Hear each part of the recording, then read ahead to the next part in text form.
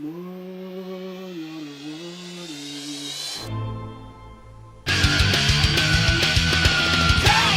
une période où le soleil se couche tôt et où le froid perdure, il est toujours de bon ton de se réchauffer dans une salle obscure, et s'il y avait une sortie à ne pas louper, c'est bien La Désolation de Smaug, le deuxième volet des aventures du Hobbit de Peter Jackson. La quête pour reconquérir un royaume et tuer un dragon.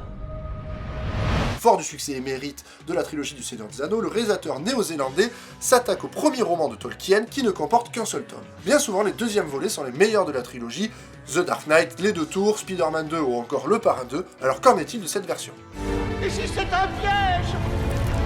C'est sans aucun doute un piège.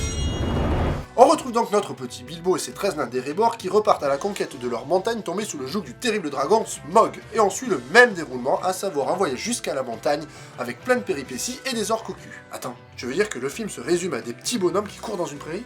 Pas tout à fait, il se passe des trucs quand même. Ok, mais le gros de l'histoire, ce sont des gens de petite taille qui se baladent. Oui, mais non, il y a plus que cela. Ouais. Néanmoins, ce deuxième volet est plus épique que le premier car Peter Jackson est un petit malin qui sait varier les plaisirs. Telle est la nature du mal. Avec le temps, toutes les créatures immondes se manifestent. Le film est enchanteur, c'est un secret pour personne, ça fait rêver et si vous êtes fan de l'univers des Terres du Milieu ou encore de l'heroic fantasy en littérature, ce film va vous faire triper. Les différents décors sont splendides et le réalisateur en profite pour parfaire un bestiaire déjà bien lugubre. Entre Beorn, le changeur de peau, les orques, les araignées géantes, on est face à du grand spectacle et il est difficile de s'ennuyer devant ce film. Seulement, comme il s'agit d'un livre de jeunesse, les tenants et les aboutissants sont moindres que dans la trilogie du Seigneur des Anneaux. Certains passages font écho à la première trilogie, comme les araignées et le royaume des elfes, mais on reste dans quelque chose de plus léger, comme en attestent les scènes dans Lac-Ville et la tronche des habitants, ou encore un humour parfois enfantin. Néanmoins, la scène finale avec le dragon, qui dure à peu près 40 minutes, est grandiose et on est face à l'un des plus grands méchants de l'histoire du cinéma. Franchement, les récits et les chansons minimisent grandement votre énormité. Oh, Smaug, le prodigieux. D'un point de vue casting, Martin Freeman fait le job en tant que Bilbo et demeure attachant, tout comme Richard Armitage qui est hyper charismatique en roi nain.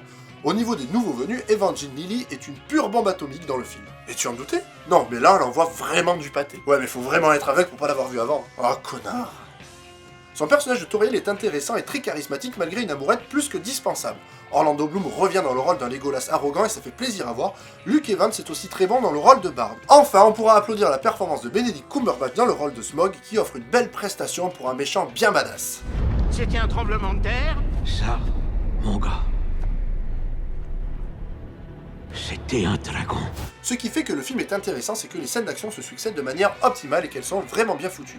Que ce soit la scène des tonneaux, rapide et drôle, les batailles dans les ruelles de Lac-Ville ou encore la traque du dragon dans la montagne, on est vraiment face à du grand spectacle. Au final, Le Hobbit, La Désolation de Smaug est un bon film, un excellent divertissement, mais qui pêche par son manque d'épique par rapport au Seigneur des Anneaux. C'est bien, c'est beau, ce n'est pas boche, c'est du Peter Jackson qui narre encore une belle histoire, mais qui pêche par quelques longueurs plutôt dispensables. Les impatients risquent d'être déçus par la fin du film et se languiront un long moment avant de voir la fin de la trilogie. Smaug on the water.